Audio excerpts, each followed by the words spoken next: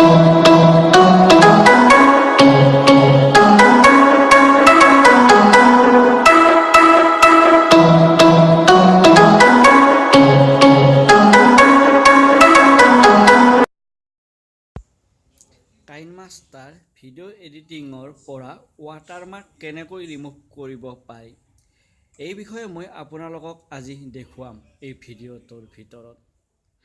আপোনালোকে যদি মোৰ আগৰ ভিডিঅ'বোৰ দেখিছে বা চাইছে তেতিয়াহ'লে গম পাইছে যে মোৰ ভিডিঅ'বোৰতো কাইনমাষ্টাৰৰ ৱাটাৰমাৰ্কটো দেখিবলৈ পাইছে। আপুনি যেতিয়া কাইনমাষ্টাৰত ভিডিঅ' এডিটিং কৰিবলৈ লয় তেতিয়া আপুনি ৰাইট চাইডে ওপৰত দেখিবলৈ পায় যে মেড উইথ কাইনমাষ্টাৰ, কিন্তু সেইটো যদি আপুনি ৰিমুভ কৰিবলৈ যায় তেতিয়াহ'লে আপুনি পইচা ভৰিব লগা হয়। গতিকে এতিয়া আৰু পইচা ভৰাৰ কোনো দৰকাৰ নাই। মোৰ এই ভিডিঅ'টো সম্পূৰ্ণকৈ চাই লওক, তাৰপিছত আপোনালোকে ভিডিঅ' এডিটিং কৰিবলৈ লওক আৰু আপোনাৰ ভিডিঅ'টো দেখিবলৈ ভাল হ'ব, কাৰণ যিহেতু ওপৰত আপোনাৰ ৱাটাৰমাৰ্কটো নাথাকিব। গতিকে মই ভিডিঅ'টো আপোনালোকক দীঘলীয়া কৰিব নিবিচাৰোঁ, পোনে পোনে মই আচল কথালৈ যাওঁ। আপোনালোকে যদি মোৰ ইউটিউব চেনেললৈ প্ৰথম আহিছে তেতিয়াহ'লে প্লিজ ছাবস্ক্ৰাইব কৰক আৰু ভিডিঅ'টো চাই শেষত লাইক আৰু শ্বেয়াৰ কৰি মোক আগুৱাই যোৱাত সহায় কৰক। এতিয়া আপুনি কি কৰিব লাগিব?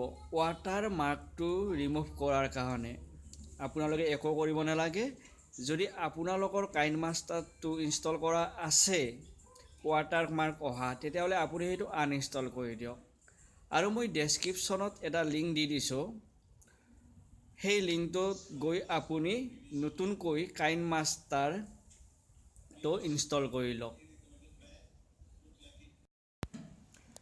আপোনালোকে ডেছক্ৰিপশ্যনত মই দি দিয়া কাইনমাষ্টাৰ প্ৰ' লিংকটোত ক্লিক কৰি দিলে আন এটা পেজ খোল খাই যাব।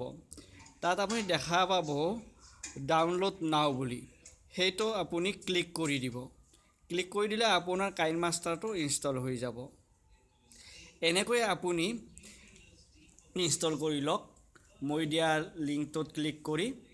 তাৰপিছত আপুনি দেখিব আপোনাৰ যেতিয়া খুলিব যে ভিডিঅ' এডিট কৰিবলৈ কাইনমাষ্টাৰটো, তেতিয়া চাব আপোনাৰ ওপৰত থকা মেড উইথ কাইনমাষ্টাৰ সেই ৱাটাৰমাৰ্কটো নহা হ'ব।